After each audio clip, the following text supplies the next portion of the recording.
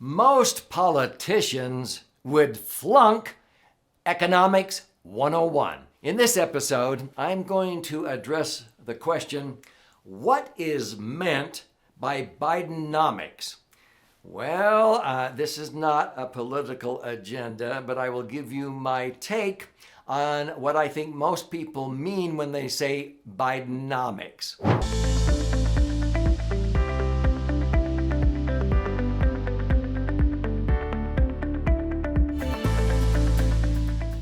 So, my name's Doug Andrew, and I've been a financial strategist and a retirement planning specialist now for north of 48 years, helping thousands of Americans optimize their assets, minimize taxes, and prepare for a comfortable retirement. I majored in economics in college, and unfortunately, I've noticed throughout my career that all too often, if pro and con are opposite, Congress is the opposite of progress, okay? And I've noticed that a lot of politicians have never run a candy store before or a business, but they make economic policies and decisions that dramatically affect the economy, and they do not understand economics in the least. I roll my eyes. They would flunk Economics 101 in college, maybe even in high school. There are things I learned in economics in high school that many politicians go, huh? I never learned that. That's not the way I've been told. Yeah, and so let's go into what that means and compare the Reaganomics under President Reagan in the 1980s to why people are calling what President Biden is doing as Bidenomics. So I mentioned that I started a long time ago, 1974. So I remember when President Reagan was elected because inflation got way out of control under the Carter years, up to 14%. And so Reagan was elected in 1980. He served 2 terms and he did some very unique things. And there were a lot of people that opposed him. He was a Republican, and so there were a lot of Democrats that they actually ended up liking Reagan at the end of the day. But they were trying to throw rocks at him, and they called his policies Reaganomics. And they didn't know what they didn't know, but it was a catchy term. Well, what did they mean by Reaganomics? Okay, I'm going to simplify this. And again, this is not a political agenda, but most people, and when I go speak, I say, would you prefer that I be honest or gentle? And they say, well, honest. I go, well, okay. It may not be gentle depending upon what you believe or whatever, but there's no agenda here except to show you my take. So under the 2 basic political philosophies, one generally, I say generally, believes in big government and let the government do more and more and more. And in order to fund those types of things, you need more and more tax dollars.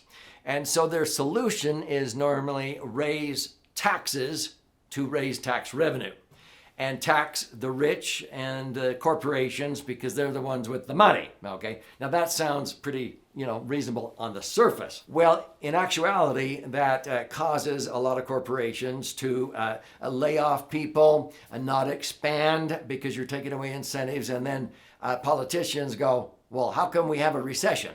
How come unemployment is going up? People are losing their jobs. And that's what's happening right now with Bidenomics. People are losing their jobs and we're not stimulating the economy because Biden raised taxes on corporations, and they either have to increase the prices of their goods and services, which they're doing, that's inflation, or they have to lay off people and switch to automation. But a lot of politicians don't understand sort of the domino effect of some of the things they do with their policies. Let's go back to Reagan. Reagan was Republican, and so generally their philosophy is, well, yeah, we want to raise tax revenue, keep government at a minimum, but for things like, school teachers and highways, what taxes pay for, because we should all pay our fair share of taxes. I'm a red-blooded American. I think we should all pay our fair share. And so Republican philosophy is generally, no, let's lower taxes. What? Where are we going to get the tax revenue? By raising the revenue, the economy. the money churning in the economy, raising the revenue that's being taxed, you'll actually end up with more tax revenue than raising taxes. Because when you raise taxes, sometimes it causes recessions, and then all of a sudden there's not as much tax revenue, even though you raise taxes.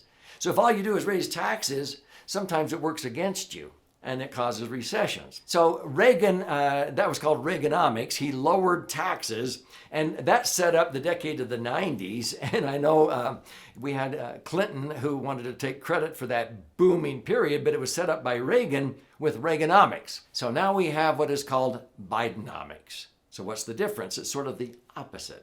Now, before I get into Bidenomics, if this is intriguing you and you can think of somebody who ought to watch this episode, be sure and share it. Click on that link, post a comment, click like. But most importantly, I invite you to subscribe to this channel, Three Dimensional Wealth. Why? Because I post an in-depth answer to a financial question almost on a daily basis. I don't want you to miss out. So be sure and click that little bell so you'll be notified every time I do. But stay with me to the end, because as a thank you, I want to gift you a copy of one of my most recent best-selling books that will help you understand this concept and many others.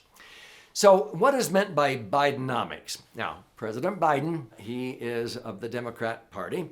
And again, this is not a political agenda. So what's their basic philosophy? More and more government, more spending, try to provide all kinds of things for people so they don't have to provide it for themselves, whether it's free college tuition, Medicare for all, stimulus spending, free preschooling, all kinds of free. Well, that costs something. So under Biden, there have been many initiatives. We already had COVID-19 that caused the federal government to incur costs and pay out unemployment benefits, at least double what the IRS collects in revenue. So they spent twice as much as they bring in. The IRS brings in about $4 trillion. They give people tax refunds of about $800 billion. They net $3.2 trillion. And they've been spending at least double that just because of COVID-19. Well, they've been printing money, okay? Printing $100 billion or more a month. They've gone from $4 trillion of money printed up to $20 trillion. I mean, it's like, whoa, and they should have stopped in April of 2021, and they've kept it going because, this is our chance to pass these spending packages in these infrastructures, and this one's $3 trillion and another $2 trillion, another $3 trillion. It looks like they're going to be spending 3 to 4 times what they bring in revenue. So when the government is spending 3 or 4 times what they bring in, I mean, if you made $100,000 a year and you were spending $300,000 to $400,000 a year, you're going to go bankrupt sooner than later unless you make more money. Well, how does the government make more money? 2 methods. They either raise taxes, which affects the economy to the negative. It's going to cause us to have recessions and sluggish economies because you're raising taxes to the corporations and so forth. And so they lay off people and what have you. That's the domino effect. And the government prints money. When you print too much money, what happens to the value of the dollar? It goes down. More and more of it is worth less and less, and that's why we're seeing inflation at the highest rate in over 30 years. And that's sort of a hidden tax. It hurts the people who can afford it the least. I don't care if under Bidenomics they raise the minimum wage to $15 or $20 an hour, if that extra increase in wage is gobbled up instantly when you fill up your car at the gas pump or go to the hamburger stand. That is Bidenomics, and unfortunately, President Biden and those with him are saying, oh no, we're going to spend another $3.5 trillion. It won't cost us anything. We'll just print the money, and this will get us out of this situation and we'll control inflation. What? Economics 101 says you're going to make inflation worse than ever if you're solving the problem by printing more money. This is what just appalls me. So I ask, why would a federal government ever print that kind of money and increase the dollars in circulation by 4 or 5 times? When has that ever turned out good for any country? Look at Germany. They went broke. People were going to the grocery store with a wheelbarrow full of money when they collapsed just to buy a loaf of bread. Look at Russia. Show me one country in world history that by printing more money, it ever turned out well. And so this is Bidenomics. Or let's take a look at this. Maybe there's a hidden objective. I hope not. Now, I've heard through the grapevine that Biden wants to possibly change our monetary system to total digital currency, maybe by the year 2025, and COVID-19 was a good excuse to accelerate that. Just deal in like cryptocurrency of some type. Or maybe you've heard of the Great Reset. Maybe they're trying to hurry that along to happen sooner than later. Whatever the hidden agenda is, maybe they're trying to hurry and print as many dollars as possible because the government will then decide what those dollars are worth, and they can pay you back or pay off those loans in dollars that are worth less. Maybe that's their hidden agenda. I don't know. I sure hope not, but it makes me suspicious. And so Bidenomics is basically, tax the rich, print money, raise taxes, and we can spend like crazy, and we'll dig our way out of this recession, and we'll handle inflation this way. I don't think it's going to turn out well. Because again, most politicians don't even understand basic economics 101. So if this is intriguing you and you can sort of understand what I'm talking about, but you would like to learn more, I've been very blessed in my life to have authored 12 books. And this one is book number 10. It's called Entitlement, Abolition. And in this book, I talk about how to get rid of the entitlement mindset with you, your children, your grandkids, where sometimes we have created this entitled society. And I think that sometimes what happens with politicians, where they almost convince Americans and young people to feel entitled. Well, let the government take care of your college and your health care and your retirement and this and that and the other. And entitlement creeps in. Oh, I want free this and free that. Well, somebody's got to pay for it. So I've taught a lot of people how to abolish entitlement mindsets with their kids and grandkids. And so I would love to gift you a free copy of this 200-page book. We have sold about 100,000 copies of this, but I'll gift you a free copy. Simply go to entitlementabolitionbook.com or click on the link below. You contribute a nominal amount towards the shipping and handling. Put some skin in the game.